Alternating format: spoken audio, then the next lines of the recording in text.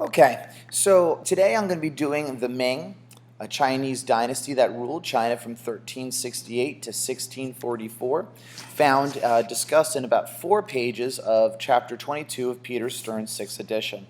I will say that the Ming do not get a lot of play in the AP curriculum on the AP test, but what I think the Ming does review some of the traditions of China that have been discussed in numerous occasions, for example, Confucianism, and also sets us up for future discussion and reminders about China when we look at the Qing. So why did the Yuan dynasty fall? Well, we have to remember the Yuan dynasty was the Mongol dynasty. Foreign rule was bound to fall. Yuan lost the mandate of heaven, a topic that we looked at earlier this year. This idea that good government should be able to successfully lead, and when it can't lead, there is justification for rebellion. They were not handling famine, floods, rebellions well. An example of a rebellion that they were not handling well was in 1351, led by the Red Turbans, as shown to the right. Huang Hu will be one of these leaders. He will be a regional warlord who will lead a peasant army against Yuan. He and many others will unite to eventually get rid of the Mongols, and because of his power militarily mostly, he will become the first Ming emperor. Now, in terms of politics, Huang Hu moved the capital to Beijing and helped partake in the creation of the Forbidden City, pictured there to the right. The Forbidden City, it says a lot about China. You could say that it's protecting the governmental authority. It's keeping them safe. You could also look at it as it's trying to keep others out. Going way back in this course, I did try to talk about the geography of China allows China to develop independent of many other great societies. And because of that, there's a certain ethnocentrism in China. They are the best, and that others do it in more barbarian ways. Thus, we need to keep them out. The Forbidden City still in Beijing will still be lived in by even the last Chinese emperor, Emperor Puyi. This will be a great time of Chinese wealth. It will be part of the global trade. It'll also be part of a regional trade. It'll be the last native emperors in Chinese history. The Yuan were Mongols, and the Qing afterward are Manchu. They will be the first dynasty to have to deal with a lot of Europeans coming in.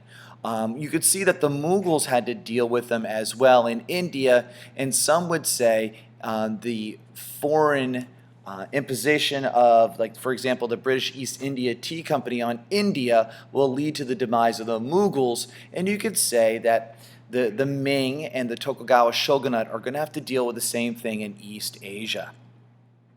The population will grow. About 100 million is a laughable number compared to Europe. It's a great number. Politically, they were very, very centralized. The Ming had the emperor directly rule versus using chief ministers as the Mongols had. In fact, everything that is Mongol, from names to dress to talk, will be thrown away when the Ming come to power. More about politics. The philosophy of the government will be something called neo-confucianism. My simple definition is it's Confucianism, but a little bit more to the extreme. If you really read Confucius's quotes, you could see he was a man of, he wanted order and structure, but he also believed that through education gets rid of class distinctions. Where you will see that the Ming are going to use Confucianism to impose their rule over their children, continue to impose rule over women, to defend the government's authority over the population of largely peasant, illiterate peasants. Like, in my opinion, neo-Confucianism, and I don't want to say fascist because that's like inappropriate, but I mean, that's how it's going to feel. Like, the government's going to use neo-Confucianism to get the job done. One way to do that is to impose the civil service exam. Now, I'm going to say the civil service exam, in its concept, it was there to make sure that the people that led China were the most qualified. They are educated, they're literate, they understand Confucian philosophy, they understand the rich history of China. But I would also say it was a great way for the leaders to beget the leaders. As we all have heard earlier in my Confucius lecture and in class, it was hard for a peasant who was poor to get tutoring and take the time to pay for a tutor, take the time to be tutored, and to join the scholar gentry. So in my opinion, the scholar gentry, which seems to be open to all, except for women, really promoted elitism, where elites were trying to do the best for their children to the degree of even trying to buy examination answers, to buy positions of power.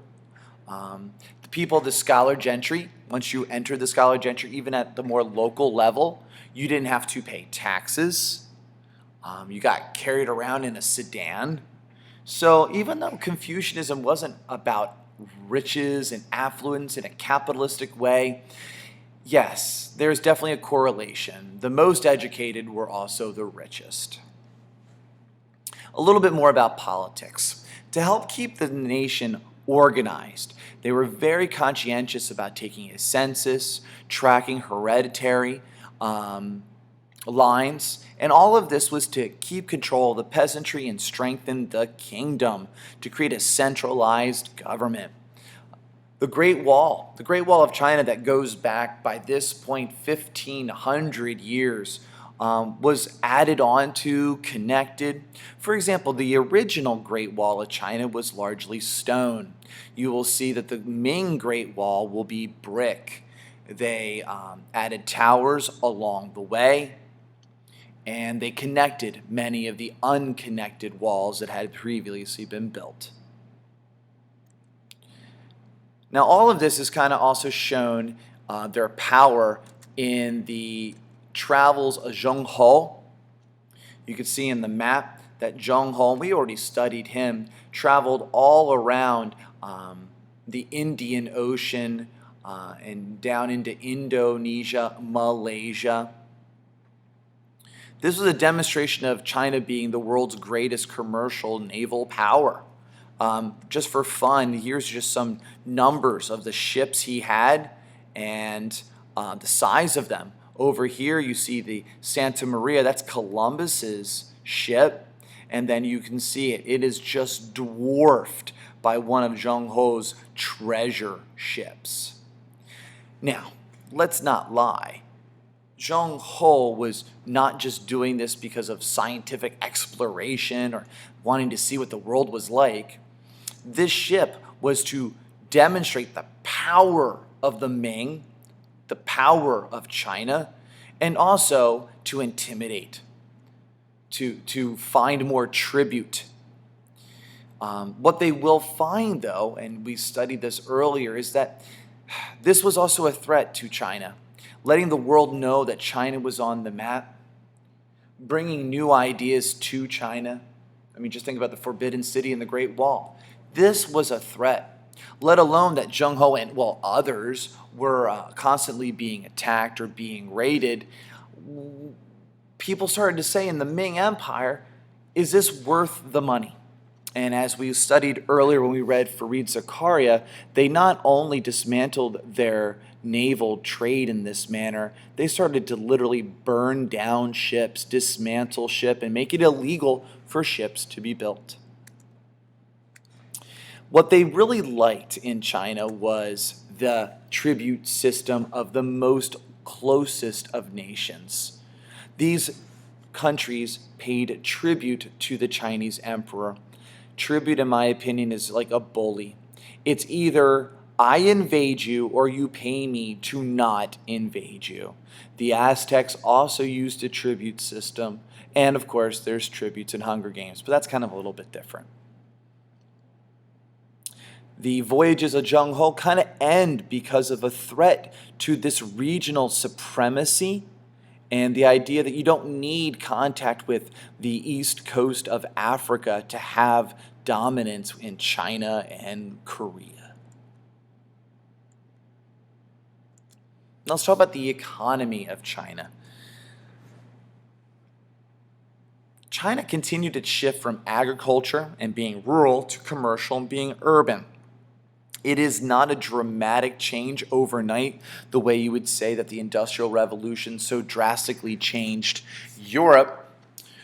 But major urban centers like Shanghai, Hong Kong, Guangzhou, Macau are all being developed. And they're largely along the coast because it's the coast that was involved in the trade. Now, Beijing is particularly far from Shanghai and Guangzhou. And at one time, down here where Canton or Guangzhou is also the city of Macau. The goal was that is where foreign merchants were allowed to do trade, there and only there. And the goal, if you look at that geographically, was to try and keep away trade and the Jesuit missionaries from contact with Beijing. We must understand that everything in China is top down. The government down, Confucian exam system down, even foot binding was top down. So a way to protect peace and stability was to keep trade with the foreign barbarians at bay. Now, one reason why China was developing at such a high pace was that it was feeding itself very, very efficiently. The idea of stocking fish inside rice paddies, the champa rice, here's the word, champa rice, that was from the Champa region of southeast Vietnam. All of this is allowing China to eat more, to have greater harvests. Some of the harvesting that they did was of indigo. And here you see some of the dyes like indigo, which was used for clothing and also used for pottery. Now this is just a slide I have because I think it connects agriculture and it connects government. If you remember Huang Hu's the first Ming emperor, one thing he did when he came into power and they were building and solidifying their regional power in the waters, he realized that they were going through an era of deforestation. So in a top-down approach, he demanded that the region around Nanjing be reforested. And all in all, over 1 billion trees were planted in this decade of the late 1390s. And you can just look at this as when the government of China demands, it is so powerful, orderly, that it gets it done. From the Great Wall of China to the Three Gorges Dam today, to the one-child policy. It's something that you don't see in a more capitalistic, democratic Europe. A little bit more about industry. I'm going kind of quickly. You can see that silk, porcelain, these were goods that were in high demand. I mean, you've heard of this type of porcelain. We often call it China. Go figure. Earlier this year, I talked about the Potosi mines of South America and how those silver mines, all of that silver was finding itself all the way into China because of a lot of the trade that was going over land and by sea. This is also the time where tea became very popular. And tea was all over the Orient. Some would say people wanted tea, and that's why they wanted to sail the ocean blue. Well, now we have tea. High demand. The British East India, the Dutch East India Tea Company. Now, back to religion and philosophy. Neo-Confucianism, it promotes the state and it promotes the country. Well, new people coming in like Matteo Ricci is a Jesuit missionary who's going to travel from Macau all the way up, trying to reach Beijing. Now, it's not like at first China stopped the Jesuit missionaries, but over time it's realized more missionaries, more of a threat.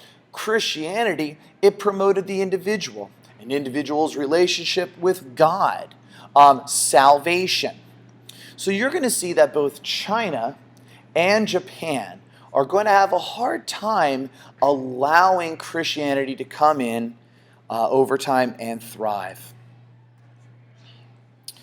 Now, at the same time, remembering that China has been globalized, especially of the era of the Mongols, Buddhism thrives and Islam thrives, especially out towards Western China.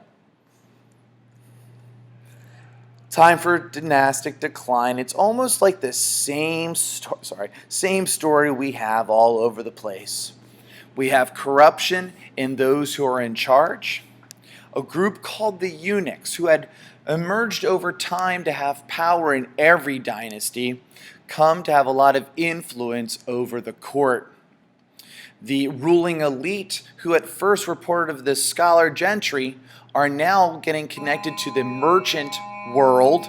They are rich, they are smart, and they are blocking the peasants from achieving anything. Now, up here is Manchuria.